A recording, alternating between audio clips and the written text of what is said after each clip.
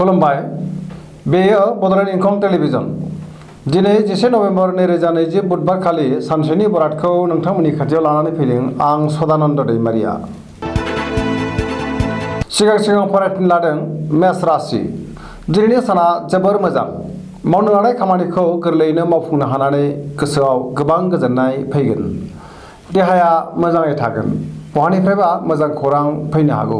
रांखावरियाव जोबोर मोजां। बेफार फालांगियावबो मोजां मुलाम्फा मोननो हागोन। गोबां रां मोनगोन। न'खराव अननानै फैगोन।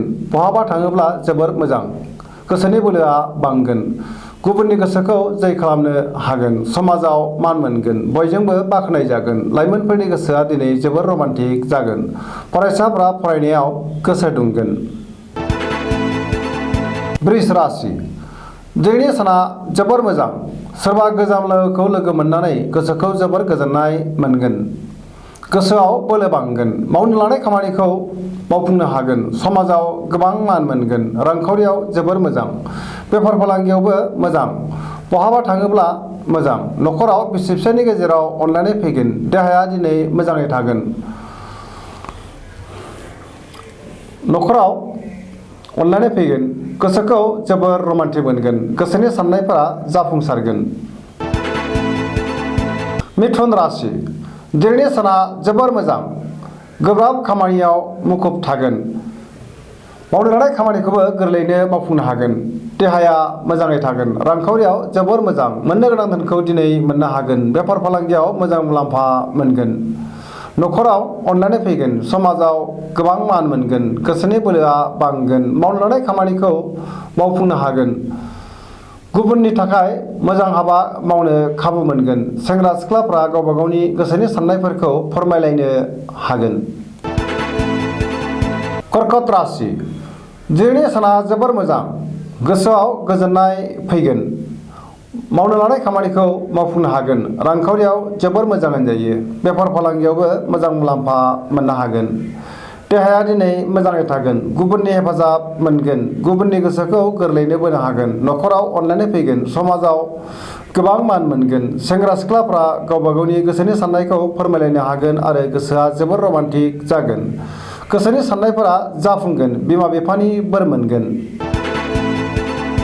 सिंह राशि।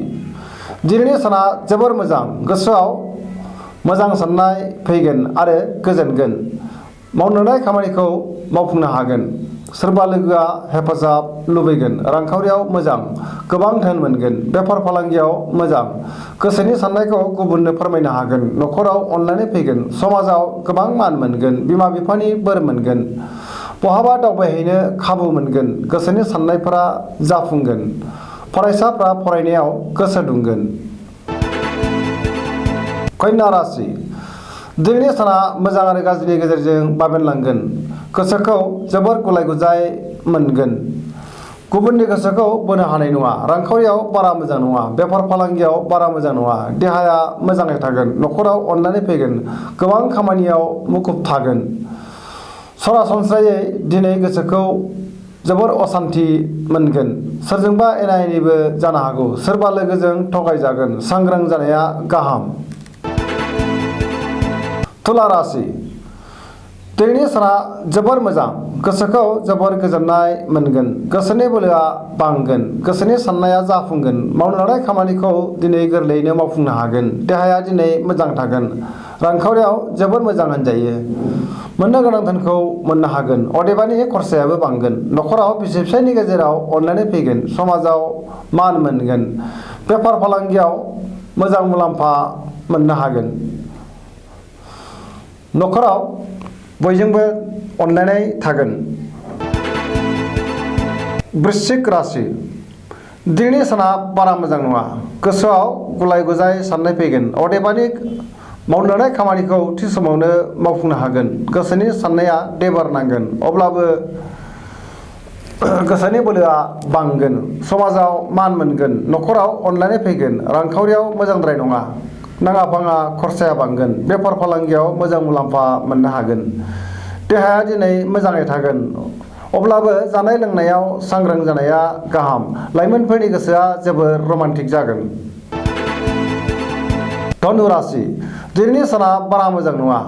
गोबां बिथिङाव हेंथा नुजाथिगोन। अदेबानि गोसोआव बोलो बांगोन। मावनो लानाय खामानिखौ थि समावनो मावफुंनो हागोन। गोसोनि साननायफोरा जाफुंगोन।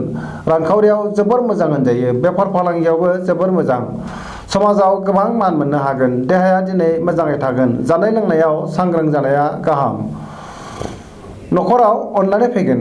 बहाबा थांनांगौब्ला दिनै गोबां हेंथा नुजानो हागौ। बेखायनो सांग्रां जानाया गाहाम।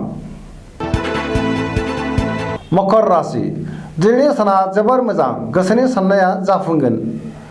सिगांनि आद्रा खामानिखौ मावफुंनो हानानै गोसोखौ जोबोर गोजोननाय मोनगोन। रांखावरियाव जोबोर मोजां होनजायो। मोननो गोनां धोनखौ दिनै मोननो हागोन। बेफार फालांगियाव जोबोर मोजां मुलाम्फा मोननो हागोन। गुबुनजों मोजां सोमोन्दो लाखिनो रोंगोन। गोब्राब खामानिखौ गोरलैयैनो मावफुंनो हागोन। गोदान खामानियावबो आखाइ होजेननो हागोन। न'खराव अननानै फैगोन। लाइमोनफोरनि गोसोआ दिनै जोबोर रमान्टिक जागोन। कुम्भ राशि दिनैनि साना बारा मोजां नङा। गोसोखौ जोबोर उसाव-बादाव मोनगोन। मावनो लानाय खामानिखौ थि समाव मावफुंनो हागोन। बहानिफ्रायबा गाज्रि खौरां मोनगोन। समाजाव मान मोनगोन। गोबां मुंदांखा सुबुंजों लोगो मोनलायगोन। रांखावरियाव जोबोर मोजां। बहानिफ्रायबा गोबां धोन मोनगोन। देहाया मोजाङै थागोन। न'खराव अननानै फैगोन। गुबुननि हेफाजाब मोनगोन। सोरबा लोगोआ थगायनो नाजागोन। सांग्रां जानाया गाहाम। मीन राशि दिनैनि साना मोजां आरो गाज्रिनि गेजेरजों बाबेनलांगोन। गोसोआव गुलाय-गुजाय साननाय फैगोन। गोसोनि बोलोआ लोरबां जागोन। अदेबानि गावनि गोसोनि साननायखौ गुबुननो फोरमायनो हागोन। देहाया दिनै मोजां थागोन। रांखावरियाव जोबोर मोजां होनजायो। बेफार फालांगियावबो मोजां मुलाम्फा मोननो हागोन। न'खराव बिसि-फिसायनि गेजेराव अनलायनाय फैगोन। बहाबा थाङोब्ला गोसोखौ जोबोर गोजोननाय मोनगोन। समाजाव मान मोनगोन। लोगोफोरनि हेफाजाब मोनगोन। लाइमोनफोरा जोबोर रमान्टिक जागोन आरो प्रप'जबो खालामनो हागोन। दिनैनि राशि फरायथिनाया एसेनोसै। जोबनायाव बेखौनो खावलायो जाहाथे नोंथांमोना सानफ्रामबो जोंनि बे बड'लेण्ड इंखं टेलिभिजनखौ नायबाय थायो आरो साबस्क्राइब खालामो। एसेनोसै। गोजोन्थों।